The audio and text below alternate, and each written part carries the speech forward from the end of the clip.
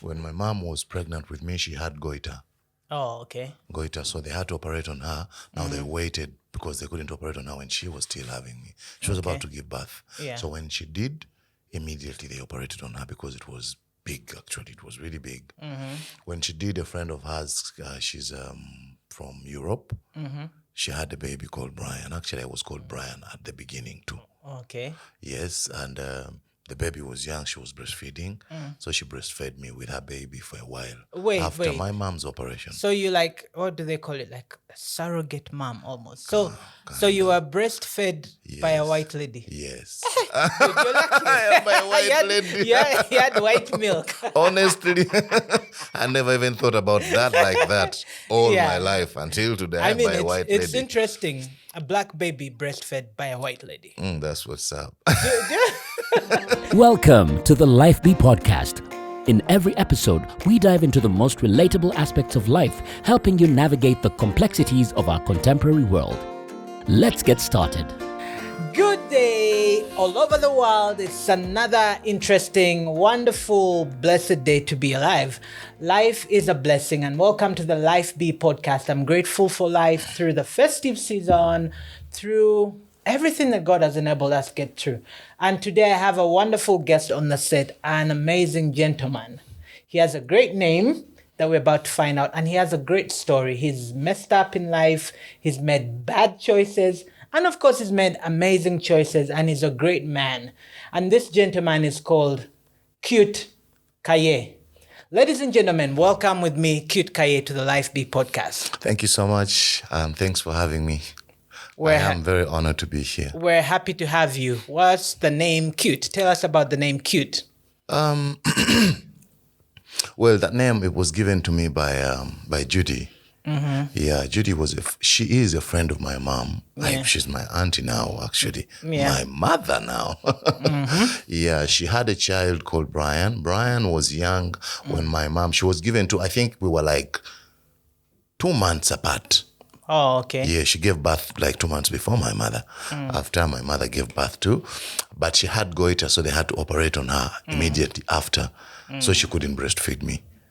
But do you know how amazing God is? Yeah. Your mom couldn't breastfeed you. Yeah. So God had another lady, a friend of your mom, From Europe. give birth 2 months before you were born so that she can be able to breastfeed you.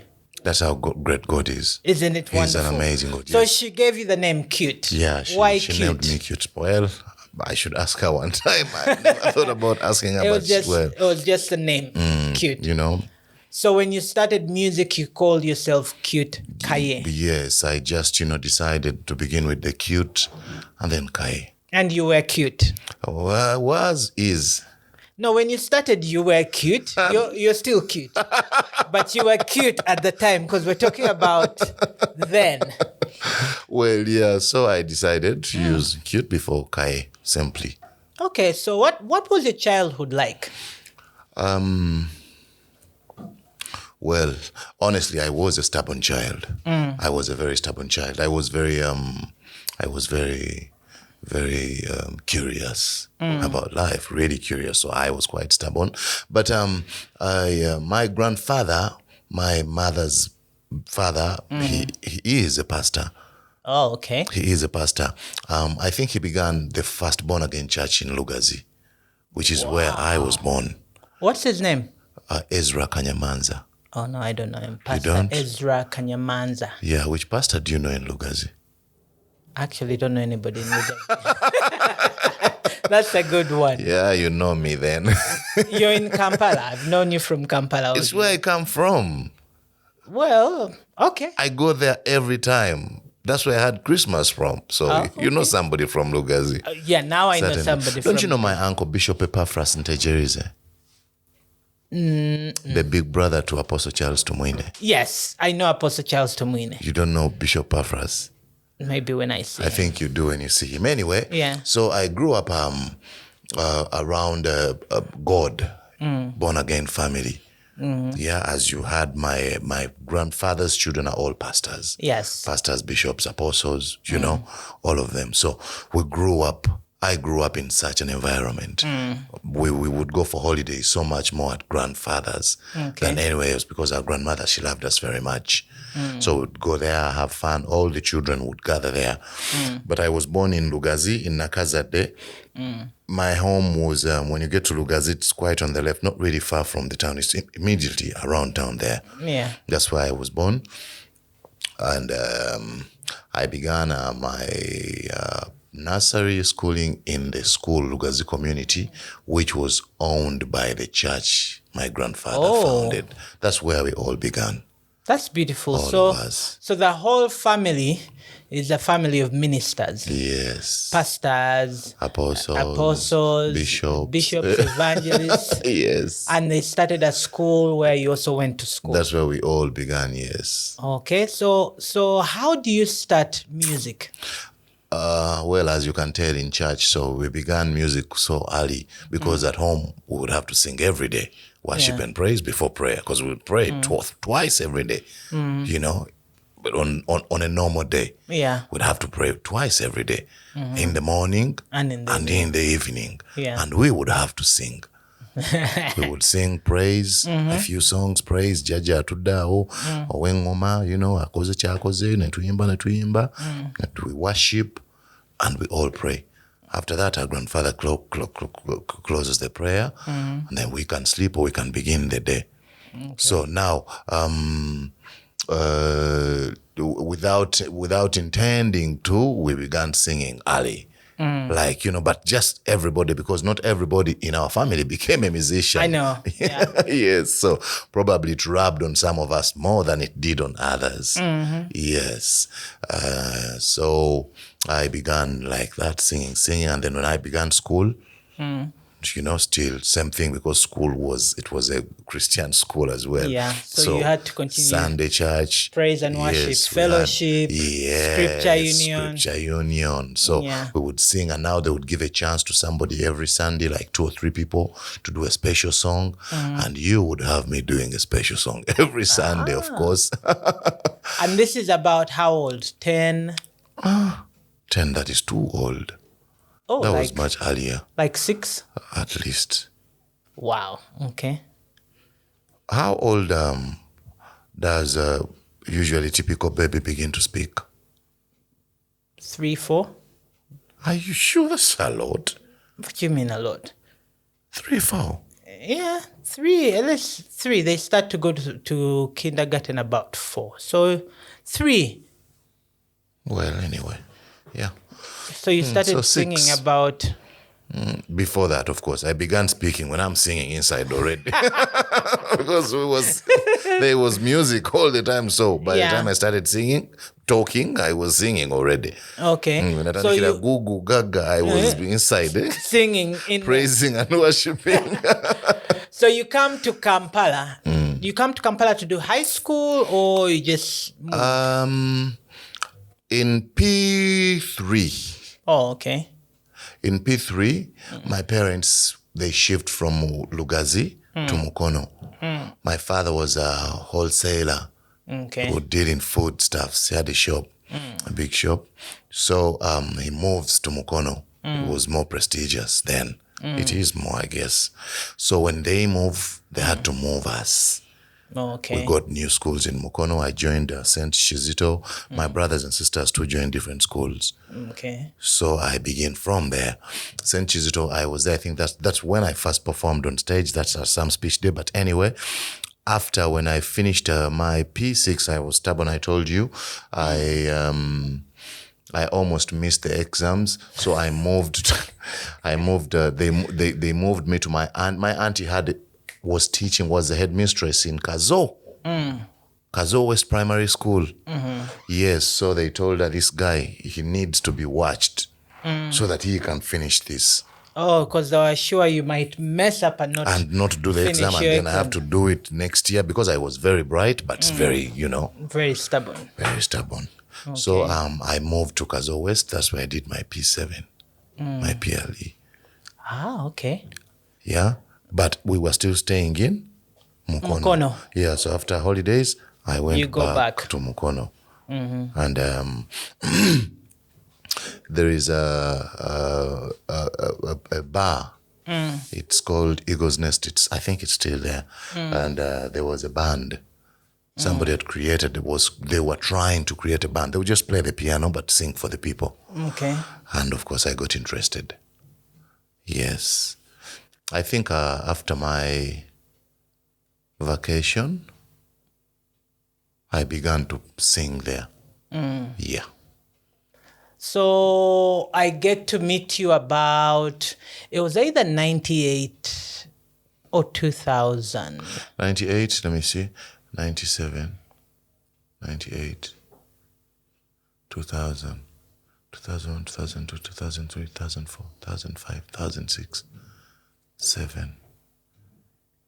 It could be about 2005, 2004. Sabrina's? Yeah, I think so. Oh, 2005. Okay, 2005, 2004. Try to think and see. No, it's not 2005. If it's late, it's probably 2002. 2. About that time. Yeah. When did you win Mr. Sabrina? I think it was 2004. 4? Yeah. Yeah, so it's about 2002. We meet at Sabrina's. Sabrina's was a little place. It was called Sabrina's Pub that started a talent night. Was it Saturday night, Tuesday night? Saturday night. Just Saturday night. Where, Tuesday was hip-hop night. Yeah, Tuesday was hip-hop night, yes. Saturday night, and that's where you'd have all the talented people who could actually sing. Sabrina's stage was not just a stage you come to try out. You had to come and showcase your talent as a singer.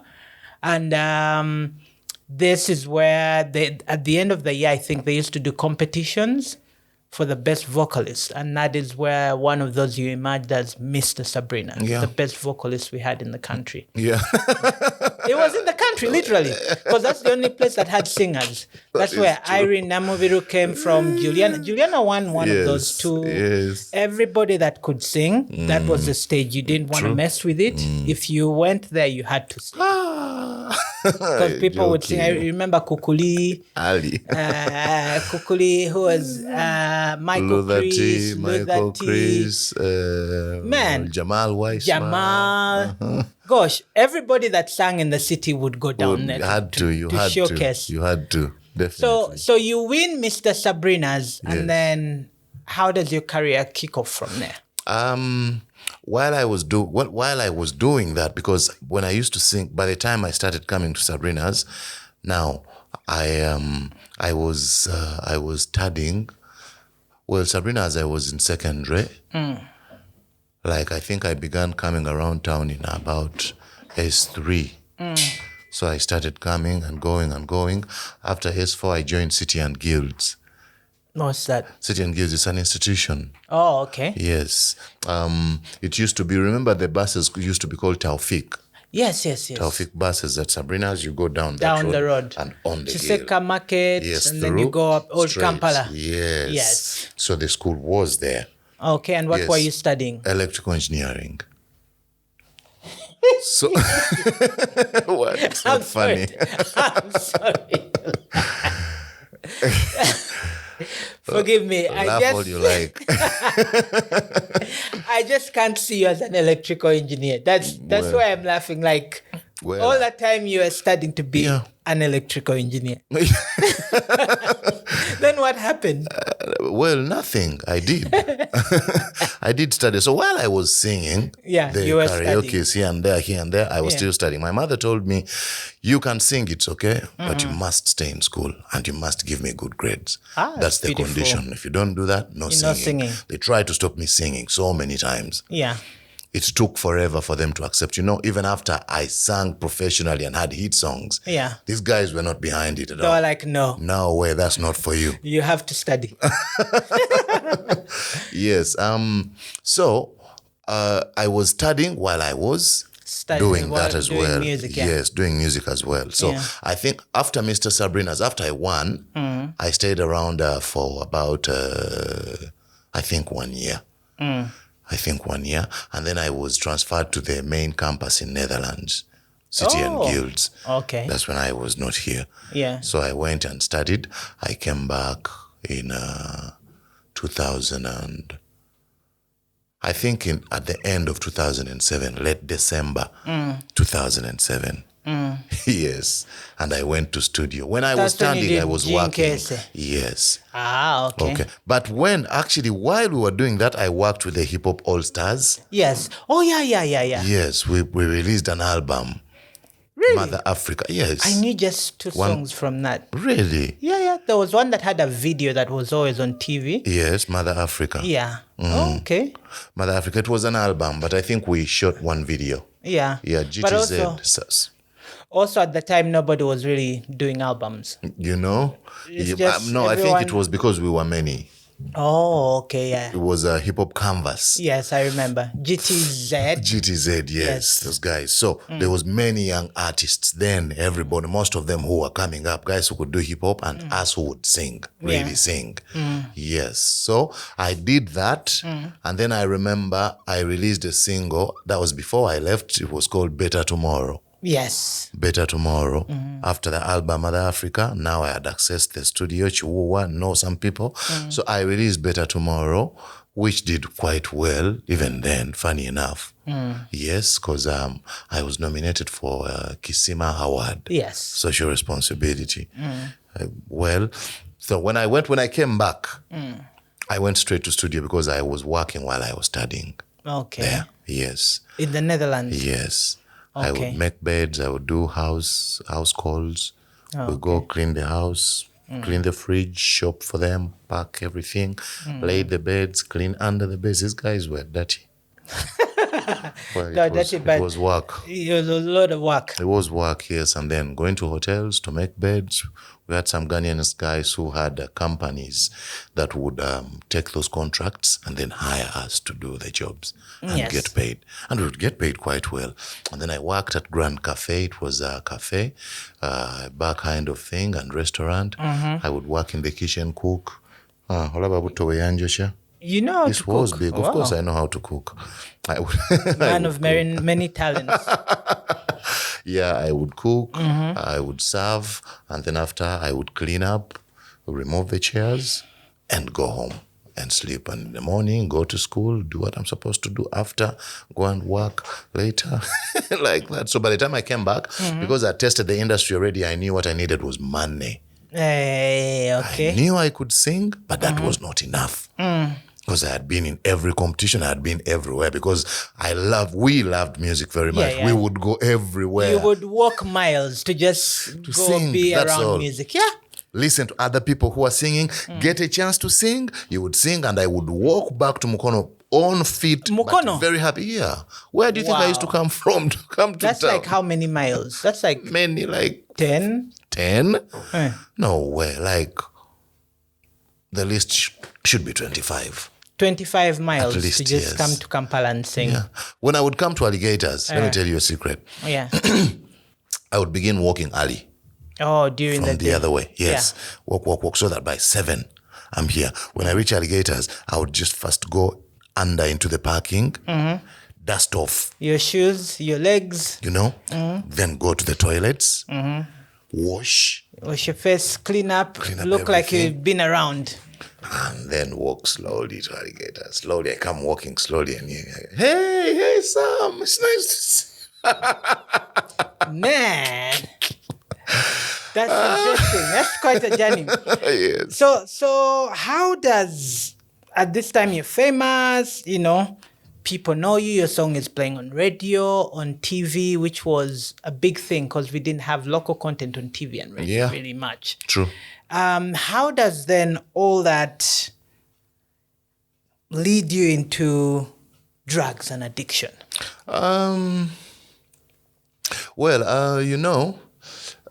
Fame, it does come with a lot of things. The Bible says, I think it's the Bible, with great responsibility, with greatness comes great responsibility. Yeah? Yeah. So fame, it does come with a lot of things. New friends, new acquaintances, I should say. Yes, True. You know? Acquaintances, not friends. Yes, not friends, not really. So new acquaintances, people, and then it opens up a whole new world. Yeah. That you've not known before, because in my family, nobody has ever been famous or popular or anything. Yeah. Nobody has ever sat me down to tell me about popularity or how it works. So I meet very many people, and so many people come with different habits. I remember, like I told you, I was from church. I remember somebody introducing me to beer. Yeah, it would be nice to have a beer. We have beer and chill. So if you can have a beer. And there I am taking a beer. Not long after, somebody says, well, you know, a beer, it gives you a very great buzz if you have it with a cigarette. And at some point, there I am now having the cigarette too. These things, they don't happen at the same time, but they keep over time. One by one leads to the other. Yeah. One leads to the other. That's why I always tell people when I go to speak to them in schools, especially the students, don't begin. Not with anything. Anything that tampers with the way you think, the way that God decided you should think, don't. Yeah. Because one leads to the other. Others say, well, cigarette is okay. Qute Kaye, that one used heroin, crack cocaine. That's very strong. Well, I didn't begin with that. Gradually. Anyway, so another one after cigarette, they tell me, well, cigarettes, they cause cancer. Did you know that even? Read the packet. Can't you see? Yeah, really, cancer, yes, you can die. But there is a herb, weed. It's a natural herb. It doesn't even cause anything. Story everybody says. It's natural, you know. Nobody tampers with it. Processed. It's natural herb. So there I am now, weed. After weed. You know, that's the very dangerous thing about the devil. There is a way he comes in slowly. So it's subtly. Yes. So, before long, another one, some guys, heroin. Yeah. And now that's highly addictive. That's where all, hell broke loose. They introduced me to heroin, crack cocaine, and well, I began that for the next almost 3 years. I think I first smoked it for like 2 years without anybody noticing before it was out of control. Was it easily accessible? Like, was there a guy that you went, like your guy who would hook you up? No, there is many. Oh. Sadly. Very many people. Yeah, it's like a whole business. No, not that it's like a whole business. It is a whole business and a very lucrative business. Sadly. I can imagine addiction is loyal customers. You get the point. Yeah. That a customer who you hook will stay. And they'll probably bring another person who will get hooked. So you have customers for life. Wow. For this drug, you would rather not eat, but smoke it. First, wait, which drug? How many drugs? You said you did heroin, you did cocaine, you did marijuana. Yes. Well, that's why I try to give them to you in their order. At the end of the day, from alcohol, cigarette, yes, alcohol, cigarette, weed, heroin, crack cocaine. Now, these last two, they are very Zinebuba, what's that word? They're jealous. They're jealous. So you leave everything else. All these other drugs, now they gone. They become nothing. This is it. They're jealous. The drug is jealous. They're the main chick. Yes. They are the wife. They don't mess with everybody else. They take away everything else. They take away your family. They take away your love for life. They drain everything out of you. Usually when I talk about addiction, I would rather so much that people understand it for what it is. Firstly, a mental illness, a disease. And well, honestly, I do not know why. I've been trying so hard, and up to now, I've not been able to get through to people in places so that we can join and we do more than I am doing alone. Now you've jabbed the gun. Hold on.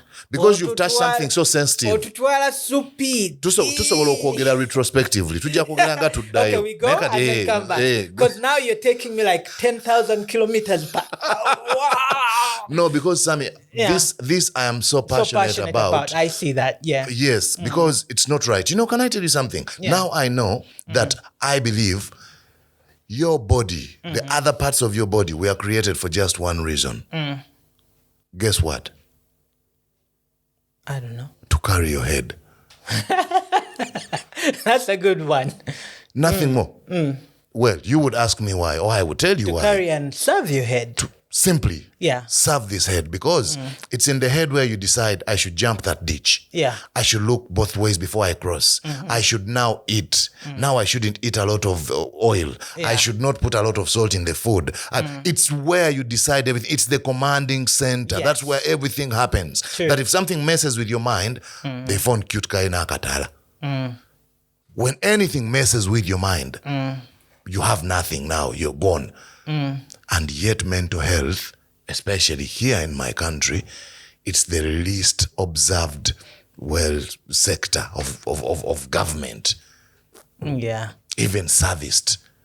Something as important as that. Yeah. Well, let's go back, please. Sorry, let's go to, because people need to know the damage. I'll tell you why I cannot even stand the thought of drugs. Yeah. I'll tell you a reason why. Nakasero Primary School, I think I was in my P6. I had some friends. We had this kid was very famous at school. Two of them. One of them is Joseph Mayanja, commonly known as Jose Chameleon. And one of the guys who became his best friends, Adam Keita. You remember Adam? Yeah. The Jamila video, the half-caste guy. Yeah. I'm in a taxi one day and I see Adam. Very many years ago in Old Kampala, he had lost his mind. Yeah.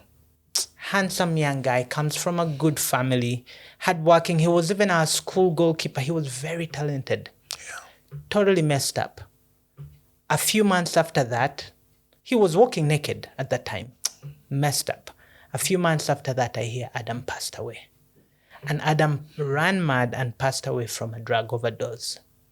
Yeah. And I hated that I lost a friend like that. So I hated the whole drug thing so badly.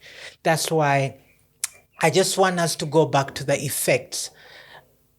Years ago, I am seated at home. No, years ago, you get dreadlocks, you have the piercings, you look super crazy. That was the last time I actually spoke to you. We didn't speak. We chatted on Facebook. I had started a show at Gatomato, you remember? Yeah. And you messaged me like, dude, I want to perform. And I'm thinking, Qute Kaye just looks so wasted. I don't know if I can get him on stage.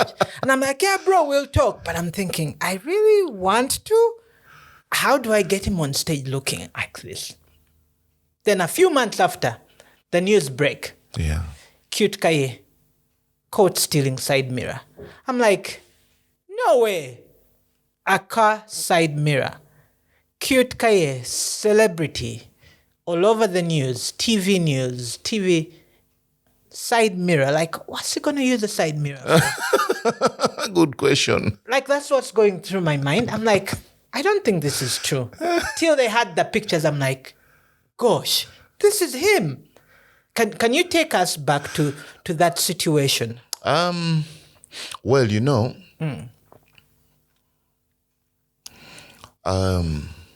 addiction, like I said, is a mental illness. It attacks the part of your brain called the cortex. You know the cortex, where you make decisions. That place where you decide, I should eat, I should drink, I should take a shower, I should have a wife, I should have children, we should have a home, we should have power, we need water, where a man decides what makes them a man. Yeah. Or a human being. I think that's the place in the brain where we are different from our brothers in the family of animals. Yeah. We decide.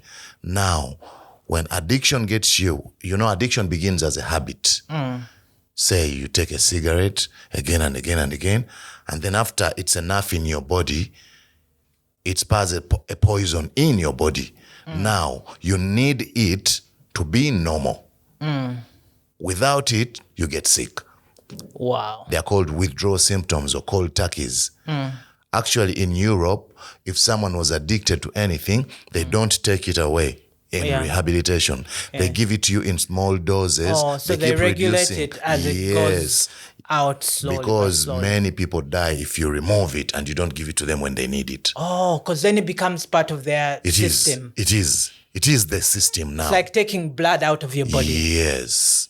Oh, I get it. Now, that is how bad addiction is. That's how bad you need it. Now, whatever drug of choice you've been using, you start to depend on it. It's all you need. It's all you think about.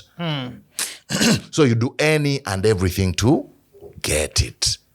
Oh, okay. Because so if you your don't life starts to become about survival. Your life depends on it. Yeah. Your life depends on this drug that you are using, whichever it is. Yeah. So you will do anything. It's the medicine now for you. Wow. You begin taking it for fun, peer pressure, whatever reason, and then you get hooked onto it. And you need it now to stay alive. Oh. That's why it's hard to live until it's God's intervention. Actually, when you're in rehabilitation, they tell you the first step to recovery is acceptance. The second one is a recognition of a higher power. You need divine intervention to survive it. Otherwise, it will take you. So, I start smoking. I leave home. Did you just wake up in the morning and say, I'm gone? That's what we are not discussing this like hour events. by hour. You're going these things systematically. They happen over a long time. Over time. Okay, that's these good. things that we are talk about the car light and my beginning to smoke. Yeah. These things happened in a period of over 3 years. Wow. Yes? So 3 years. And I was addicted 3 days after beginning. No way. The crack cocaine and heroin. No way. Yeah, it's just like it was that. It is that. Instant. Not you just was, get is. hooked. Yes, it is. When you use it the first time, you have a chance to survive if you can stop there and run away. Yeah. Second time, you still have a slim chance. Third time, you gone. need it. After the third time, now you need it. So first time is about getting a height and excitement. Second time is it felt good. I can try it a little more. Maybe I should. Yeah. Third time is I need this to stay alive. That's how sad it is. Bad. Yes. So actually when I remember the third time I took it, I woke up in the morning and I had stomach ache. I was diarrheating. I was having shakes. I was shaking. I was sweating, but I was so cold. Wow. So the whole system was confused now. Now, I asked guys that I was with, what's going on? This new disease that I'm having. Something is not right. I've not felt like this before. Well, my muscles started to collapse. I could feel I can't raise my arm anymore. I can't raise my leg. Something is not right. I could feel my life draining out of me slowly. By every passing minute, I was deteriorating. My life was, sliding in the back. So I asked them, guys, what's going on? They tell me, well, you should use the other thing that we use, crack cocaine, heroin. You need it. You can use a little bit. You'll be okay. Just a little bit, it works on you. So now it became the medicine for the symptoms you had. Yes, that it has brought.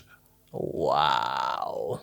It brings the symptoms. So it brings the symptoms, and now it has for you to to cure them, you have to use it. That's like a devil in itself. Not like it is the devil. Oh my. It is the devil. So. So you leave home.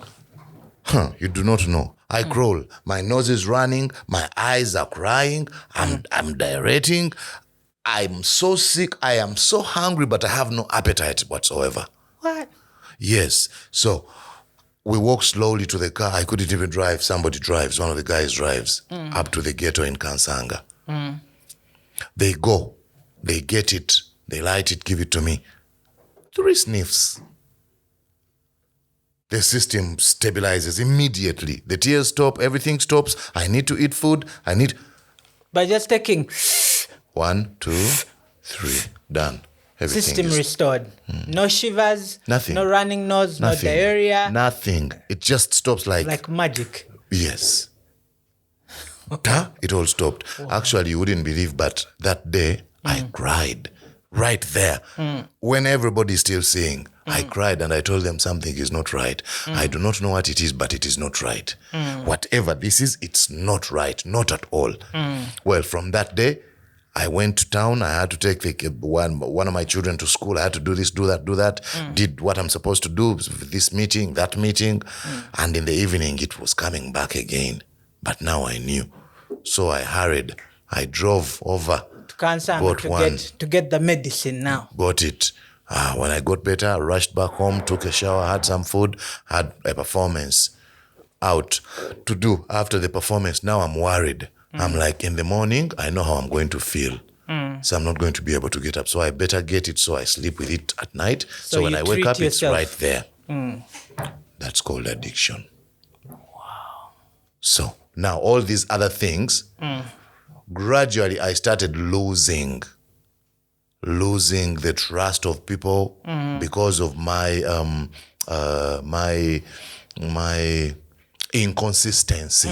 So you failed to make appointments, you failed to make it in time for performances, yes, meetings and all that. Yes. Yeah. So now people do not know what's wrong with me. They think you're just not showing up. On a fame, it's gotten to his head. Wow. Everybody had a reason. This one, this. Remember, this went on for almost 2 years when nobody knows. Yeah. Now it's just me. And no one at home also knows. Another story. Nobody knew at home. Now, the people I was working with, because then I had 2 bands. Yeah. I remember you had one that was at Sheraton. Yes, Sheraton? Yes, we were working at Sheraton. Another one was working at Phase 2, Phase 3 in Entebbe. And of course, we used to have private functions too all the time. Parties, weddings. Yes. Yeah. We really, by the way, we are making so much money. Yeah, you were very busy. Yes. So, the people I was working with are the ones who introduced me to crack cocaine and heroin. Oh, so they became your family now. You cannot get away from them because you're with them all the time. Yes.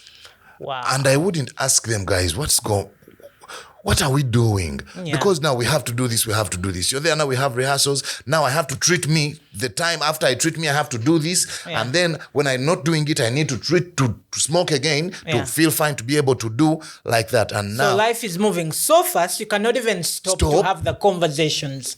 And honestly, I didn't know about addiction. I didn't even know it existed. I had heard the word rehab before in movies, but you know, I figured those are things for the white people. For the white people. All those people and their things. Yeah. That's that side. I didn't even know what drug I was using. I never stopped to ask, what's this called? You knew that when you need a hookup, that's the guy you go to. Simple. And after that guy, sometimes you're not around there. Yeah. They introduced me to the guy in the other place. Closer to and you. Another place and another place. So that's why I told you, it's all over. So everywhere you were working, you had a hookup person in those areas. Everywhere. So it was with you all the time. It had to be with me all the time. Wow. It had to be with me all the time. Oh, man. Yes, it was so hard. That's why by the time when the news broke about the car light incident, I do not know if you remember how I looked. I remember. Yes. That's why I told you when you reached out to me on Facebook, Yes. your profile picture, you had dreadlocks with colors, you had rings in your nose, you had all your earrings and crazy stuff. Like, you were wasted. I had no weight. I was so small. Skinny. Yes, I looked like a demon. Yes, you did. A ghost. You did. Or a dead person, practically. You did. Yes. So, now what it does, it takes away your appetite, your interest in socializing, the people that you used to hang around with. It takes you slowly, it takes away your family, it takes you in a corner whereby it's you and the drug. So it's you, the drug, and the supplier. Those are the only people you know. Yes. And the challenge and problem is by the time I went to rehabilitation, my liver, it had rot halfway, 3/4 of my liver had rot. Wow. These drugs that we use, they damage your internal organs. And all this time you knew nothing. No. You were just doing your drug, going about your performances. Trying to live. So at what place do you stop the performances? This started to happen one time. Some guy, He calls me. His wife loved me very much. He says, I want to surprise her. Their wedding was in Gaba. I want you to perform. You're going to be a surprise. She loves your music very much. So you're going to get us on to the dance floor? Their red carpet. No. Oh, while they walk in to their place. They're going to walk into you singing. Yes. Singing for them while they walk in. We agreed about the money. They gave me a deposit, which of course I immediately rushed to the ghetto and smoked. Started to smoke. Do that. The day of the wedding, this gentleman calls me. Qute, yes. I hope you're not far, because now we're about to get from the car. Yeah. So you remember you're supposed to walk us on, yes. Yes. So I hope you're not far. And guess what? You were far. In the ghetto, putting on sandals. You had forgotten about the event. You just didn't care. You know. Oh my gosh. And you were the surprise for the bride. How do you think those people felt? I'd kill you. I know, right? Because that's a moment you can't make up for. Because it's not going to happen again. It's that. Wow. So, incidents like that started to happen. Wow. Yes. So, by word of mouth, I started losing out. On all the business. And over time, I started to smoke the band equipment. Hey, because now you don't have gigs anymore, you're depressed, then you started to sell everything you What had. depresses you mostly is, this is what people don't know about addiction, sadly, but you start to smoke not because you want to smoke, but you smoke to numb your pain. Oh. So all these things are happening to you, and you feel the pain of these things happening. Because they are your things. Yes. You can see your life Going down the webbing drain. away. You can see it. Yeah. But there is nothing you can do about it. Except to try and numb that pain. That pain. That's the only option you have, because this that you have, it demands.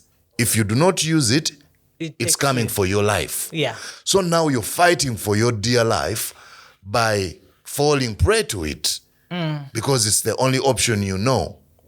Wow. That's why when I was in rehab, I figured, of course, this is for sure. God gave me another chance as a human being, as a person. He gave me another chance at life. I mean, here we are. But I believe the reason he did is so that I can offer and extend this other chance, the knowledge of another chance, which is mandatory for everybody else. Yes. So that they also know they have another chance.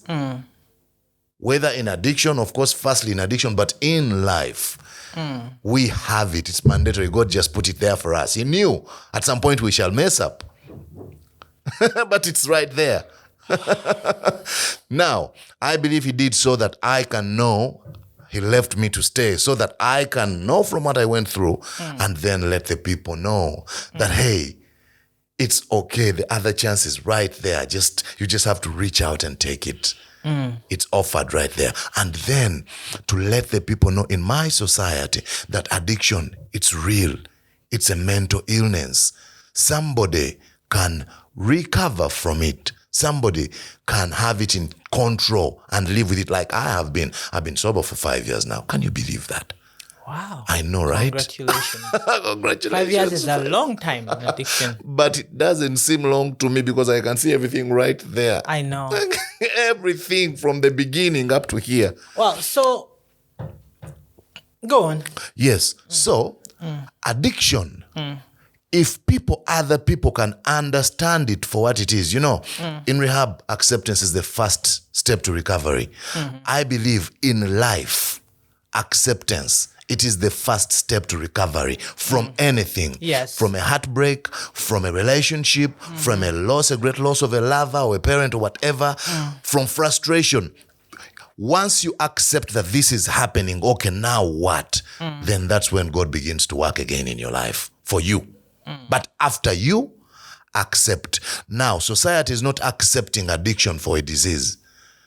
That is why, as I speak, recently, the polls show that 75% of the youth in Uganda are addicted to a certain drug. Wow. 75. Wow. That's over And we are the youngest nation. population. So if 75 is sick, what is next? That's almost wiping out the whole country. And that's not right. Yeah. And that's not right. And still, even as I speak, people are refusing to recognize addiction for a disease, because once they do, I know you remember AIDS back in the day. Before the great late Philly Bongo Lutaya. Yes. Remember the stigma around AIDS. Yeah, everybody was just a demon. Your plate, nobody touches it again. Plate. They you lock touch you a spoon. In your room. Yes, they lock your you in your room. clothes. They feel like banning them and buying you new ones, because nobody's going to wash them for you. Because they don't want to touch you. They think they can catch But you. after Philly stepped up, people understood what it was, what to be done about it. Governments stood up. Organizations from everywhere stood up. And we have AIDS Creating under control. Awareness, yes. Yes, now we can live with it. Yes. Or without it. You can abstain. You should abstain. If you can't, use a protection. Yeah. If first wait, get married. Yes. There is options now, and so it's okay. You can sit in a room full of people with AIDS, and you'd never know. Yeah, that's never true. Guess, because they look too healthy. They are working, they have money, they live 50, 60, 70, 80, even 100 years. Yes. Now, why it's rampant addiction is because we are looking away. Oh, yeah. We're in denial. Yes, we are denying it, and it's everywhere. Because now I speak with people who have it. Yes. I am working with them. I've been working with them. It's everywhere. It's in the rich. It's in the government offices, their homes. Yes. It is in churches. Yes. It is in mosques. It is in society. Everywhere. It's everywhere. Oh my God, it's silent. It's gnawing at society slowly by slowly. And until it's in your home, you keep quiet. Actually, now I get blunt with parents. When I go to see them, I'm sorry now, I get not angry necessarily, but agitated, I think. That should be the word. I get agitated. I tell them, guys, when I ask you for help so that we do this and this and this, everybody looks away, nobody says a thing. And you call me only when it's in your home. Yeah. And that's not right. I don't think that's how God wants us to work. Because you would have saved it from getting into your home. Into your home. But you're like, why should I? That's none of my business. Until it's at your door. That's when you think it's your business. Wow. So anyway, at some point, I moved from home. Now I had started selling my shoes because I'm not working. Now you've sold all the equipment. Yes. You had like 3 sets of band equipment, Yes. expensive equipment. You're going far. I sold my car. I had a Prado. Yeah. I bought it at 15 million. I sold it for 4 million. No way. And we smoked it in 2 days.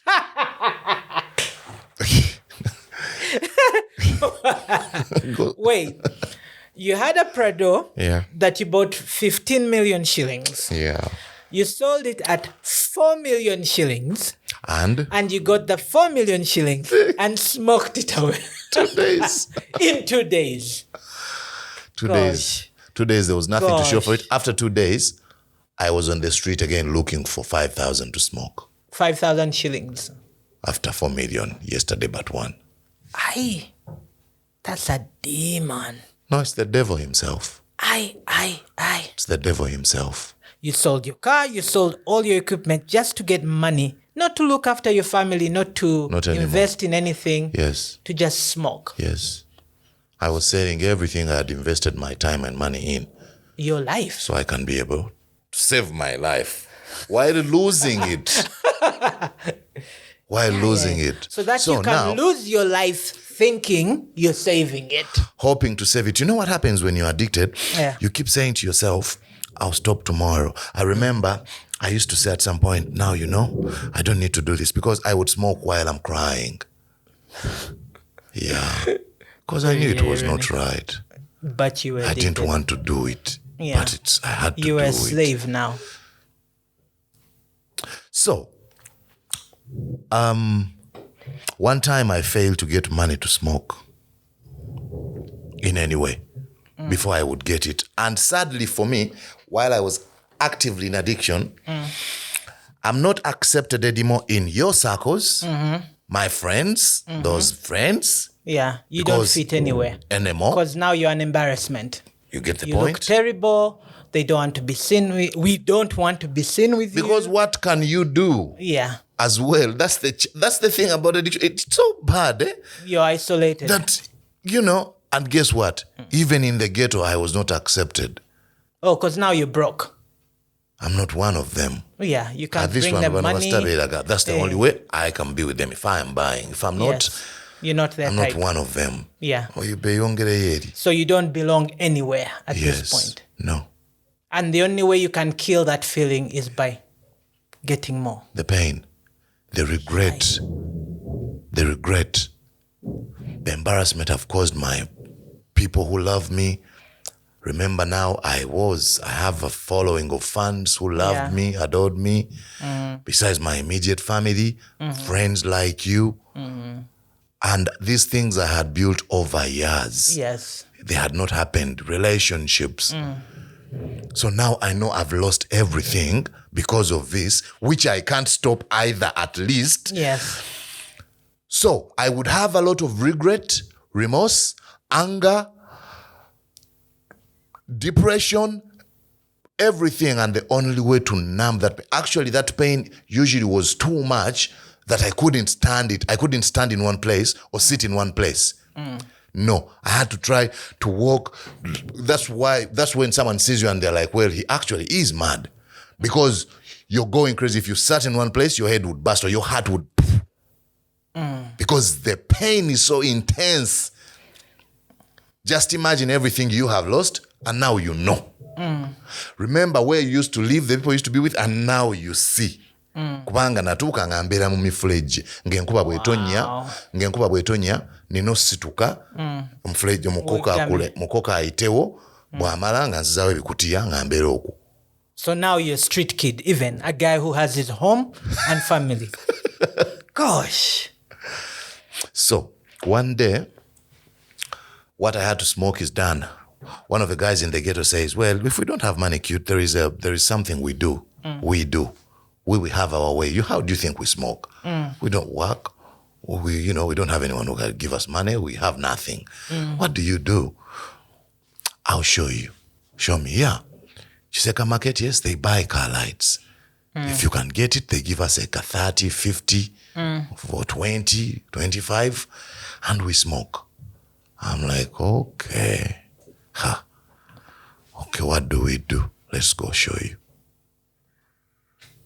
But I was lucky the very first time I was caught. Oh, the time you were caught Is when I was your first time. It's when I was being taught. Yeah, I was beginning that day. You were being taught to steal Yes. professionally so you can survive. Yeah. And it's interesting. God let you get caught so he know. can save you. I know. Because that was your first time. Imagine if you had done it for a month. I don't think I would survive a month. I would have died. They would have killed me. Yeah, mob justice.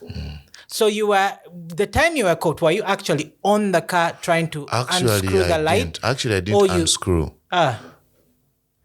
The person I was learning, the person I was with, he unscrewed everything. He was showing he me was teaching you everything, how it's how done, to steal the light skillfully. how you remove it, and everything. Now, while he was doing that, somebody in the flat was watching. Oh, up at the apartment. Yes.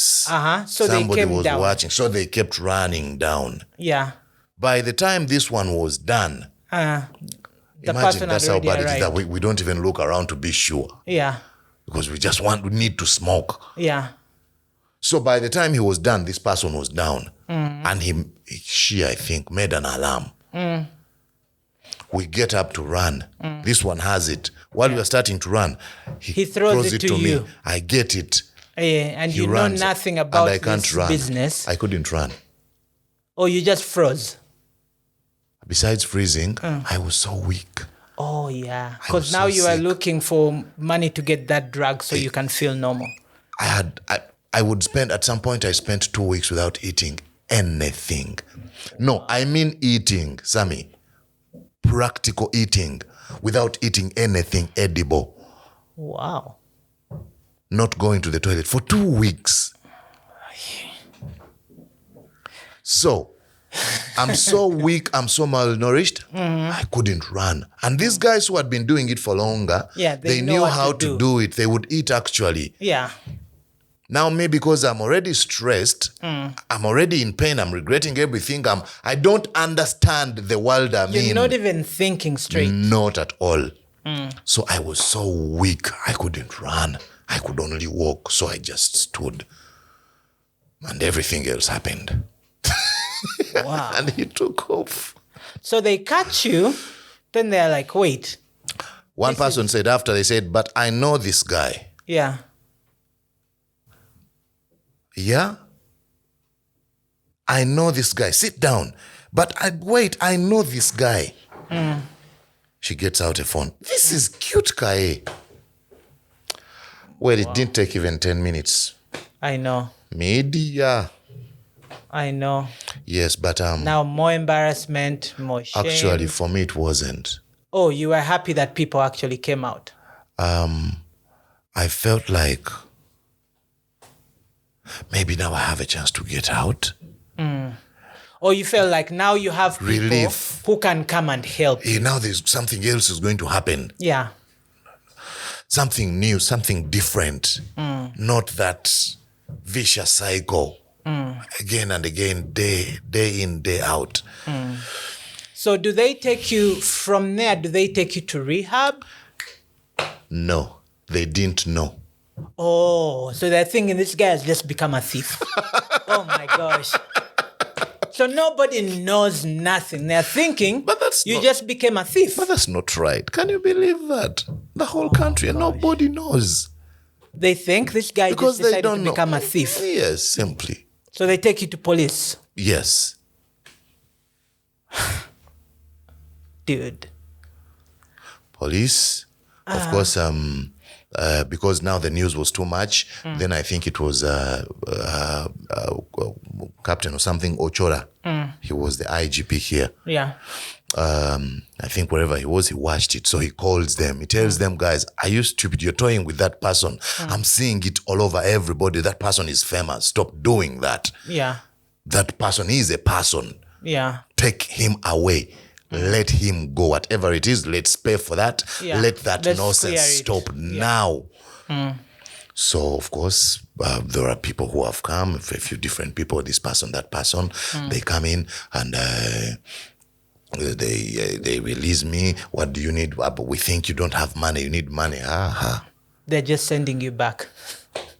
Well, that day, this one does that, this one does that. Come on, let me give you some money, let me give you some money, let me buy some clothes. You look so terrible. And everybody goes away. And of course, I go back and smoke because I have to smoke. Yeah.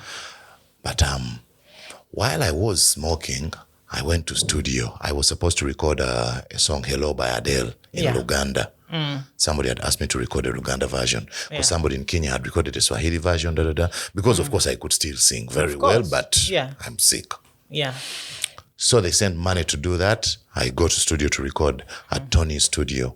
Tony Halls. No. Which Tony? Tony, the wife to Mr. Jason Chiwa. Oh, Antonia Kamia. Antonia. Yeah. Tony, yes. Yes. I go to studio to record. Yeah. And while we are recording, Tony is recording. Ngabo Momani, she's very critical. Yeah. And now she knows me because I knew her since way back. She knew what I could do. Yeah. So I'm singing and then I fail to hit some notes while recording. She says, no, Qute, these notes you can do, so don't bother me, do it. And then I have to come clean. Yeah. Tony, I smoke. So I think smoke is killing my octaves. Some of them, I cannot do that. We need to find a way. Anthony, I'm tired. I just don't know what to do. She says there is the 77 dogs. Have you heard about it? Not really. She explains, puts on the TV. Oh, the revival at Rubaga Miracle 77 Center. days, yes. You could, So I go, I think it was, the next evening. I go to church. The rest is also history. You saw it all. Yeah. Yes. But now, that's why I said we are... We keep going back and forth. Yes. Yes. To give it relevance. Relevance. Yes. Yeah. So ultimately, after church still, of course, it didn't work. Yeah. I reduced. Totally. I got home, but still it was addiction. Yeah, you hadn't dealt with the problem itself. You hadn't dealt with the root. Yes. You were dealing with the leaves and the fruit, not the root. Yes. Yeah. With the symptoms of the disease. Yeah. Not touching the iceberg. And after that, smoking still. Out of church, rehab. So who takes you to rehab? I take myself to rehab. Oh, okay. Yes. After I know about rehab, Yeah. somebody told me, I was asking somebody one time smoking, I said, well, isn't there a solution to this called turkeys? Isn't there some way? He says there is hospitals, rehab, they detox your body, and then after they detox it, this happens like this. Are you serious? Yes, I am. Where? To this place, that place. Let's go there. These guys, they need a lot of money. Me, I don't have money anymore. And I was there and I relapsed. Relapsed? What is relapsed? Relapse is when you go, you recover, and then you go back again. Why the hell would you go back to this after you escape? I can't explain. It's hard to explain. Are you sure? Yes. So let's go together. Yeah. I tell him, let's go together. But I don't have money. I told him I'll figure out a way. Let's just go. Because still, being in active addiction, it's money anyway. Yeah. Daily.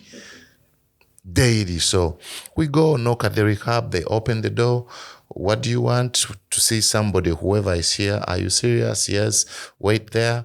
They go talk to the directors of the place.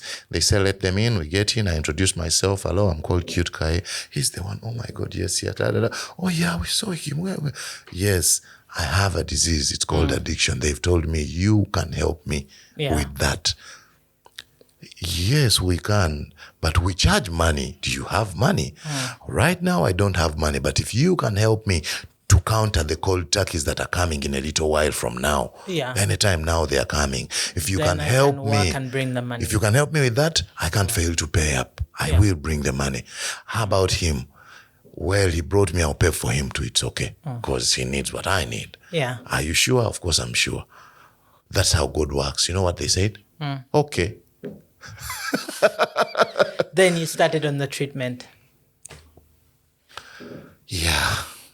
I was unconscious for like 2 weeks. Oh my gosh. Yeah, I just passed out with the detox. I think I had a lot of drug in me and I was so tired. Yeah. Oh, because you would never sleep. So your whole body eating, just shut down so it can just pick up again. Rejuvenate. Oh, man. Yeah, so I was in and out of consciousness. Like I would see some things that are blurry. Sometimes I would feel like they're giving me food and pass out for 2 weeks, in and out. After 2 weeks, now I was fine.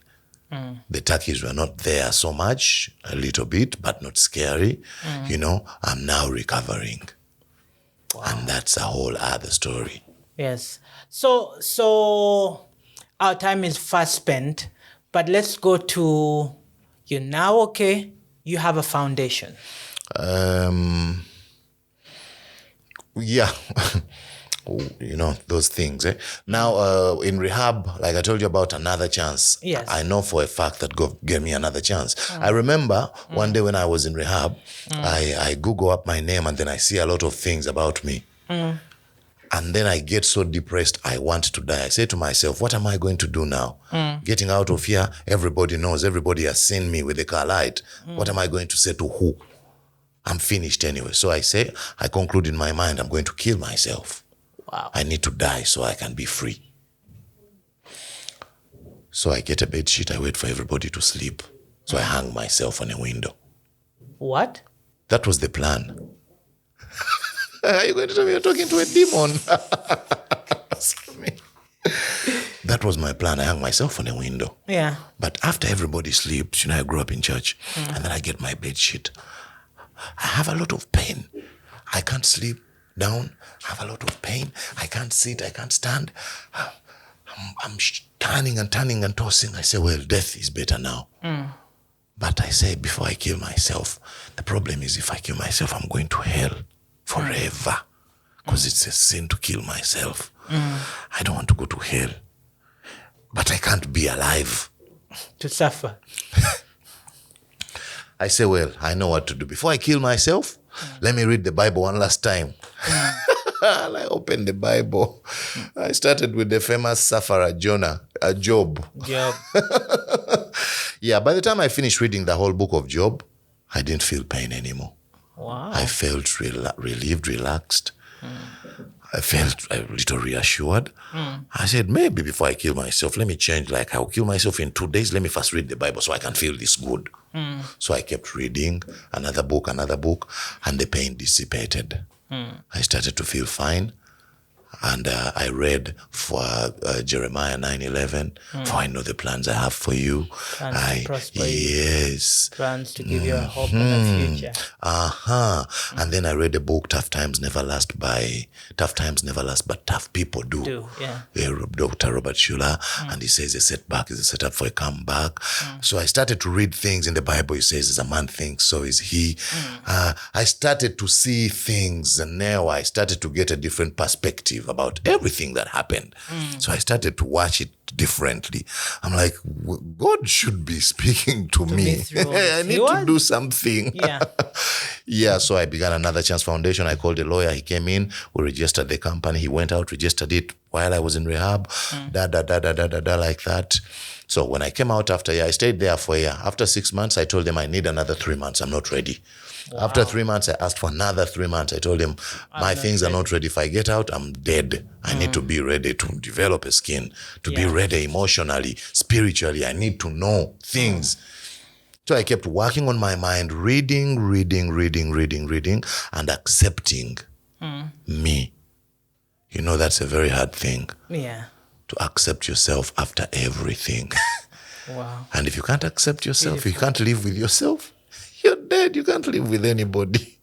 So I had to accept myself, worked on my mind through the Bible, through books, through motivational seminars on the internet, from the internet. Yeah. I did a lot of things. I wrote things on the walls, papers. I made notes.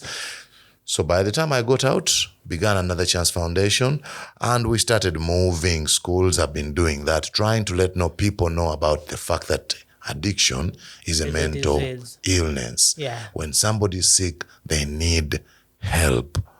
They need a shoulder. They need to be understood. Because if they are not, they are going to die. It's not optional.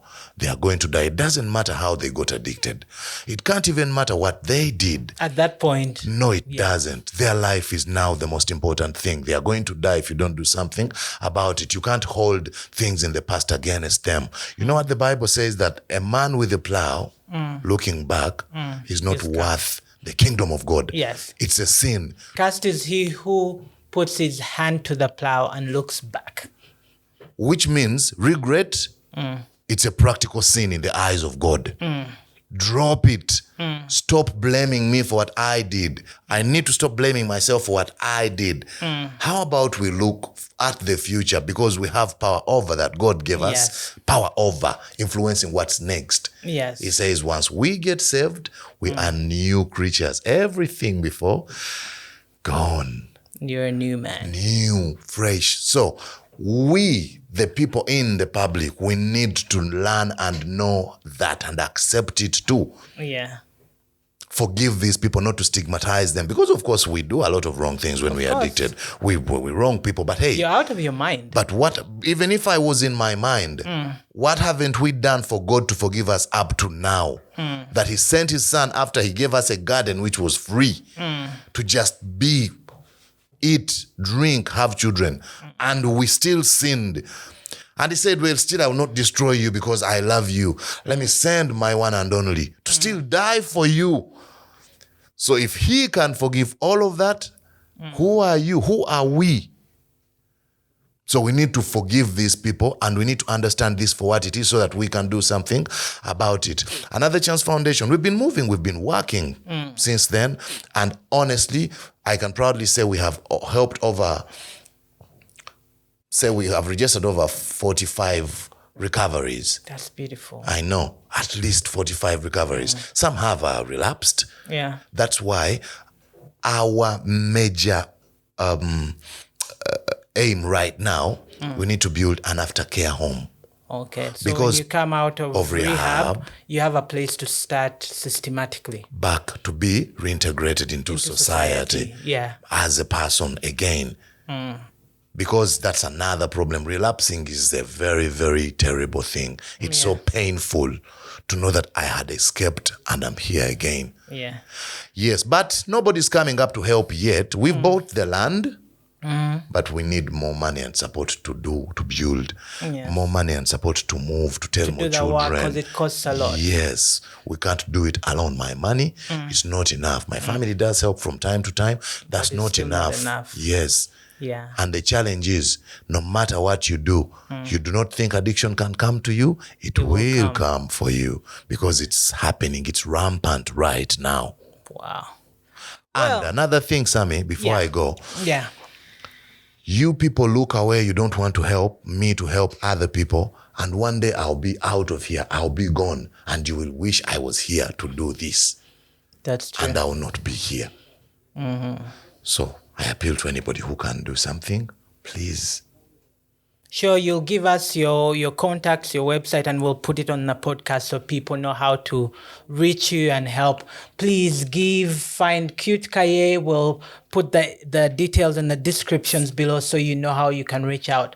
Thank you, Qute, for coming and passionately sharing about drug abuse. It's a whole monster. I didn't know about all this stuff, but I'm glad that we had you on. Thank you for tuning in. Please reach us on YouTube, iTunes, and Spotify, Google, wherever podcasts are, and of course YouTube.